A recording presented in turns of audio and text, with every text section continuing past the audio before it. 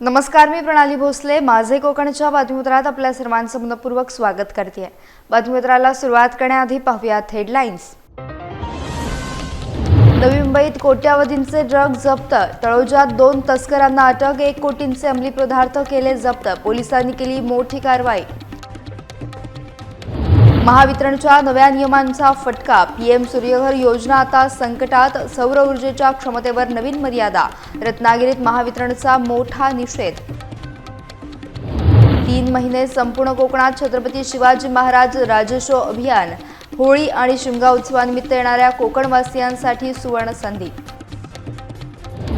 आणि वाघरट येथे नवलादेवीचा मोठा उत्सव. 11वा वर्धापन दिन उत्साहात संपन्न. मंदिरात विविध धार्मिक विधी पूर्ण. भाविकांची दर्शनासाठी मोठी गर्दी. पाहुयात सविस्तर वृत्त. नवी मुंबईतील तळोजा परिसरात अंमली पदार्थ तस्करी विरोधात पोलिसांनी मोठी कारवाई केली आहे. पोलीस आयुक्त मिलिंद भारंबे यांच्या मार्गदर्शनाखाली अँटी नार्कोटिक्स सेलनं घोट कॅम्प येथील महावीर मजेस्टी इमारतीत छापा टाकलाय. या कारवाईत पोलिसांनी तब्बल 1,02,19,000 रुपयांचे हेरोईन आणि अफू जप्त केले आहे. पंजाबमधून आलेल्या सुरिंदर सिंग आणि मनिंदर सिंग या 2 सख्या भावांना पोलिसांनी अटक केली आहे. वरिष्ठ पोलीस निरीक्षक संदीप निगडे यांच्या नेतृत्वाखालील पथकानं ही धाडसी कारवाई केली. आरोपींकडून 118 ग्रॅम हेरोईन आणि 143 ग्रॅम अफू हस्तगत करण्यात आले असून आंतरराष्ट्रीय बाजारपेठेत या मालाची किंमत मोठी आहे. या गुन्ह्यात एका ट्रक चालकाचा देखील समावेश असल्याचा संशय असून पोलीस त्याचा वेगानं शोध घेत आहेत. नवी मुंबई पोलिसांनी ड्रग्ज माफियांविरोधात विशेष मोहीम तीव्र केल्यानं तस्करांचे धाबे दण आणले आहेत. सध्या आरोपीविरुद्ध एनडीपीएस कायद्याअंतर्गत गुन्हा दाखल करून पुढील तपास सुरू आहे. त्याच्याकडे अँटी नार्कोटिक्स सेल जे आहे त्याचे सिनियर पीआय संदीप निगडे आणि त्यांच्या टीमनी तळोजा घोट कॅम्प परिसरामध्ये 2 पंजाबी आरोपींना ताब्यात घेतलेलं आहे, ज्यांचे नाव सुरिंदर सिंग उर्फ कालू आणि मनिंदर सिंग असे आहे. त्यांच्याकडून 118 ग्रॅम हेरोईन आणि 143 ग्रॅम अफीम जप्त करण्यात आलेला आहे, ज्याची बाजारभावानुसार किंमत जवळपास 1,02,00,000 रुपये आहे. पंजाबमधून हे ड्रग्ज आणून या ठिकाणी विक्री करणार होते. नवी मुंबई पोलीस दलाकडून सध्या म्हणजे अशा प्रकारची कारवाई करण्याची ही 6वी वेळ आहे. हा 6वा गुन्हा दाखल करतोय आपण पंजाब मधून आणलेल्या ड्रग्जच्या कारवाई संदर्भात आणि जवळपास 33 आरोपींना आतापर्यंत अटक करण्यात आलेली आहे. नशामुक्त नवी मुंबई किंवा नशामुक्त भारत अभियानांतर्गत आमचं अँटी नार्कोटिक्स सेल असेल किंवा प्रत्येक पोलीस स्टेशनला स्थापन करण्यात आलेलं अँटी नार्कोटिक्स स्क्वॉड आहे, यांच्याकडून अंमली पदार्थ विरोधी दमदार कारवाया सुरू आहेत. या संदर्भात कुणाकडे काही गोपनीय माहिती असेल तर आमची हेल्पलाईन सुद्धा आहे, त्यावर आपण कॉल करून माहिती देऊ शकता. खेड तालुक्यातील शिमगोत्सवाच्या आनंदावर विरजण पडलं असून महावितरणच्या गलथान कारभारामुळे नागरिक कमालीचे संतापलेत. भरणे, वेरळ, सुकिवली आणि आंबवली परिसरातील 18 गावांमध्ये सतत वीज खंडित होत असल्यानं चाकरमानी तसेच स्थानिकांचे प्रचंड हाल होत आहेत. भर उन्हाळ्याच्या तडाख्यात आणि सण काळात वीज नसल्यानं पाणी पुरवठा तसेच घरगुती कामांवर मोठा परिणाम झालाय. वारंवार खंडित होणाऱ्या विजेमुळे हॉटेल व्यावसायिक आणि लघु उद्योजकांना मोठा आर्थिक फटका बसत आहे. महावितरणकडे अनेकदा लेखी तक्रारी करूनही केवळ टाळाटाळ केली जात असल्याचा गंभीर आरोप नागरिकांनी केला. वीज बिल वसुलीत तत्परता दाखवणारे प्रशासन वीज पुरवठ्याकडे दुर्लक्ष का करते असा परखड सवाल संतप्त ग्रामस्थांनी विचारलाय. तांत्रिक कर्मचारी कमी असल्याचं कारण देत अधिकारी आपली जबाबदारी झटकतायत. सणासुदीच्या दिवसात वीज पुरवठा तातडीनं सुरळीत न झाल्यास तीव्र आंदोलन छेडण्याचा इशारा स्थानिकांनी दिला. प्रशासनाने यावर कायमस्वरूपी उपाययोजना करावी अशी मागणी आता जोर धरते आहे. मुंबई उच्च न्यायालयाचे माजी न्यायमूर्ती आणि चिपळूणमधील कोळकेवाडीचे सुपुत्र संदीप काशीनाथराव शिंदे यांची गोवा राज्याच्या लोकायुक्तपदी नियुक्ती करण्यात आली आहे. 2020 मध्ये मुंबई उच्च न्यायालयातून निवृत्त झालेले शिंदे यांनी आपल्या कार्यकाळात अनेक महत्त्वपूर्ण जबाबदाऱ्या यशस्वीपणे पार पाडल्या आहेत. विशेषतः मराठा आरक्षणाच्या मुद्द्यावर महाराष्ट्र सरकारने स्थापन केलेल्या आरक्षण समितीचे अध्यक्ष म्हणून त्यांनी अत्यंत महत्त्वाची भूमिका बजावली. या समितीद्वारे त्यांनी अहोरात्र कष्ट करून मराठा कुटुंबी नोंदी शोधण्याचे कठीण काम पूर्ण केले होते. कोणतीही राजकीय पार्श्वभूमी मदतीला नसताना केवळ स्वतःच्या अभ्यासू वृत्तीने आणि कष्टाने त्यांनी यशाची ही शिखरे पादाक्रांत केली आहेत. सध्या पालघर जिल्ह्यातील वाडा येथे वास्तव्यास असलेल्या न्यायमूर्ती शिंदे शिंदेंच्या या निवडीबद्दल सर्वत्र सार्थ अभिमान व्यक्त होतोय। मराठा क्रांती स्वराज्य संघटनेचे संस्थापक सदानंदराव भोसले यांनी ही निवड राज्यासाठी भूषणावह असल्याचं म्हटलंय। या नियुक्तीमुळे संपूर्ण कोकण आणि महाराष्ट्रात सध्या आनंदाचं वातावरण पसरलंय।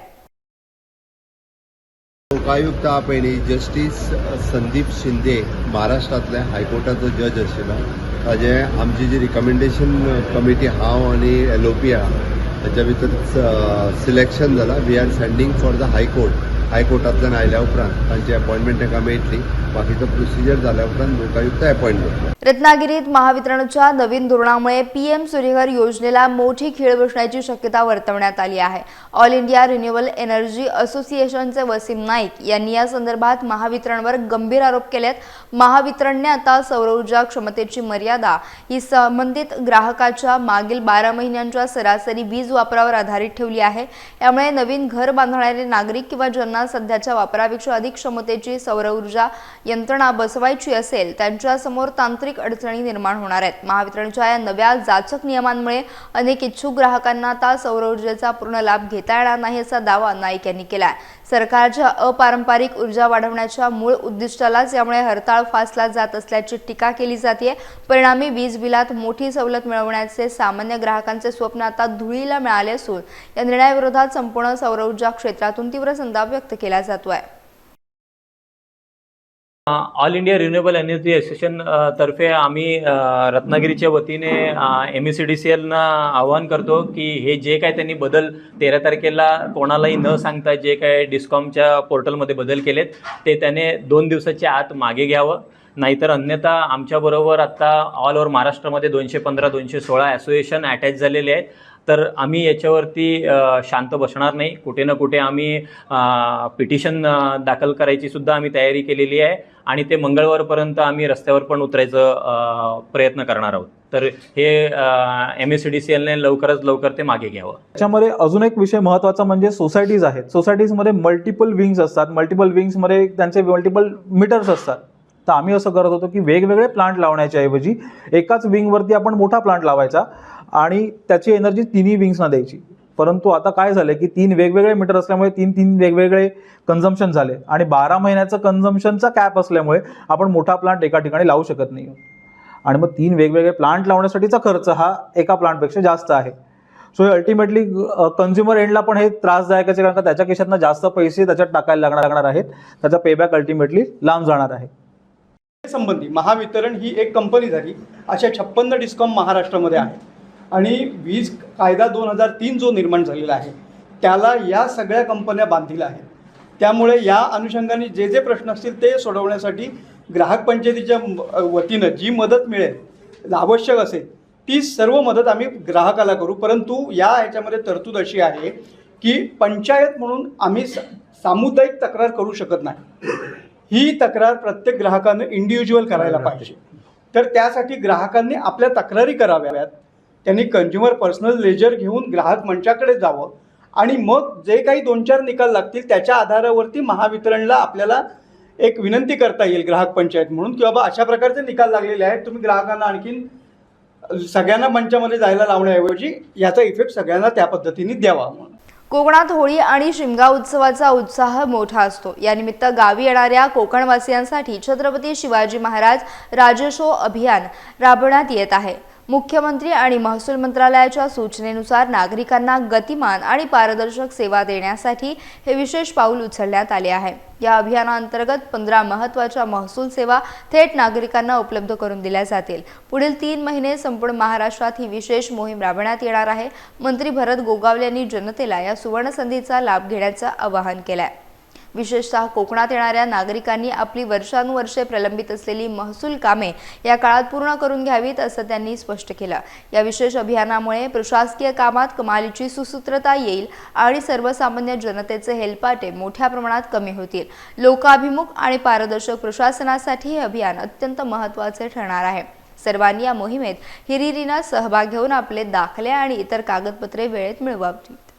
कोकणामध्ये होळी आणि शिमगा हे मोठे उत्सव असतात आणि त्यावेळेला मोठ्या प्रमाणात चाकरमाने मंडळी मुंबईचे हे गावाकडे जात असतात आणि त्यावेळेला आवर्जून अशा या मंगळवेळी राज्यातील नागरिकांना गतिमान, पारदर्शक आणि लोकाभिमुख सेवा देण्याच्या उद्देशाने पुढील 3 महिने संपूर्ण महाराष्ट्रात छत्रपती शिवाजी महाराज राजस्व अभियान राबवण्यात येणार आहे. मुख्यमंत्री देवेंद्र फडणवीस यांच्या सूचनेनुसार सुरू होणाऱ्या या अभियानाअंतर्गत 15 महत्वाच्या महसूल सेवा थेट नागरिकांना उपलब्ध करून दिल्या जाणार असल्याची माहिती महसूल मंत्री चंद्रशेखर बावनकुळे यांनी दिली आहे. महाड, माणगाव, पोलादपूर तालुका हा माझ्या मतदार संघातील असून प्रशासनाने या अभियानाचे नियोजन अगदी काटेकोरपणे केले असून तिन्ही तालुक्याचे तहसीलदार कपिल घोरपडे यांनी आज शितोळे लोकरे यांनी माझी भेट घेऊन याबाबत माहिती दिली. सर्व नागरिकांना मी या मोहिमेत सहभागी होऊन आपली सर्व प्रलंबित कामे पूर्ण करून घेण्यासाठी आवाहन करीत आहोत. रत्नागिरी जिल्ह्यातील लांजा तालुक्यातील वाघरट येथे प्रसिद्ध श्री नवलादेवी भवानी शंकर महारुद्र देवता मंदिराचा 11वा वर्धापन दिन आणि स्थिर प्रतिष्ठापना सोहळा मोठ्या उत्साहात पार पडला. हे मंदिर अत्यंत प्राचीन असून 11 वर्षांपूर्वी त्याचे नूतनीकरण करण्यात आले होते. पंचक्रोशीतील हे अत्यंत जागृत आणि प्रसिद्ध देवस्थान म्हणून ओळखले जाते. या विशेष सोहळ्यानिमित्त मंदिरात सलग 3 दिवस विविध धार्मिक आणि सांस्कृतिक कार्यक्रमांचे नेटके आयोजन करण्यात आले होते. यामध्ये प्रामुख्याने गणपती पूजन, मुख्य देवतेची पंचामृत महापूजा, चंडी देवता स्थापना, अग्निस्थापना आणि श्री सप्तशती पाठाचा समावेश होता. तसेच श्री सत्यनारायण महापूजेची कार्यक्रमाची सांगता झाली. या मंगलमयी सोहळ्याचा लाभ घेण्यासाठी लांजासह संपूर्ण जिल्ह्यातून हजारो भाविकांनी मोठी गर्दी लावली होती. संपूर्ण मंदिर परिसर भक्तीनं आणि जयघोषानं अक्षरशः दुमदुमून गेला होता. धार्मिक विधी आणि महाप्रसादाने या ऐतिहासिक वर्धापन दिनाची सांगता अत्यंत प्रसन्न आणि मंगलमय वातावरणात पार पडली. रत्नागिरी जिल्ह्यातील लांजा तालुक्यातील आणि हे वाघरट गाव आहे. या वाघरट गावामध्ये हे नवलादेवी समस्त आणखी ग्रामदेवता आहे, भवानी शंकर महारुद्र देवता आहे. हे प्राचीन देवस्थान आहे आणि या प्राचीन देवस्थानाचा 11 वर्षापूर्वी या ठिकाणी हे देवस्थानाचा संपूर्ण जीर्णोद्धार झाला. आणि त्याचप्रमाणे या ठिकाणी ज्या सगळ्या देवी आहेत, या नवलादेवी, महालक्ष्मी, पावणादेवी, विठलादेवी आणि समस्त सगळ्या चराचर देवता यांची स्थापना केली, नवीन मूर्ती बनवल्या आणि त्याप्रमाणे आज 11वा आणखी आज वर्धापन दिन साजरा होतोय. याच्यापूर्वीसुद्धा जे कार्यक्रम व्हायचे, शिमगोत्सव हा चांगला व्हायचा. त्याचप्रमाणे या ठिकाणी अजूनही शिमगोत्सव एकोपाने सगळे साजरा करतात आणि त्याचप्रमाणे जागरी पौर्णिमा, त्याचप्रमाणे ही दसरा म्हणजे तो 10 दिवसाचा उत्सव आणि त्यानंतर ही आपली देवदिवाळी असे हे कार्यक्रम इथे साजरे केले जातात. त्याकरता या ठिकाणी मुख्य मानकरी, त्याचप्रमाणे म्हणजे पाटील मानकरी, त्याचप्रमाणे रामबडे मानकरी, पत्त्याणे मानकरी आणि त्याचप्रमाणे भोवड मानकरी, गुरव मानकरी आणि सगळं गाव असे हे सगळे आणि भोवड आणि त्याचप्रमाणे इथे बौद्ध जे मंडळी आहे ती सुद्धा येथे आवर्जून काम करतात आणि त्याप्रमाणे त्याचा सुद्धा या ठिकाणी मान आहे आणि त्याप्रमाणे सगळे लोक या ठिकाणी काम एकत्र येऊन सगळे करतात. त्याकरता सगळ्यांचा एकोपा आहे आणि त्याचप्रमाणे आज हा साजरा होतोय. यासह बातमीपत्रात वेळ झाली. इथेच थांबण्याची भेटूयात नवीन बातमीपत्रासह. तोपर्यंत तुम्ही कुठेही जाऊ नका. पाहत राहा फक्त माझे कोकण.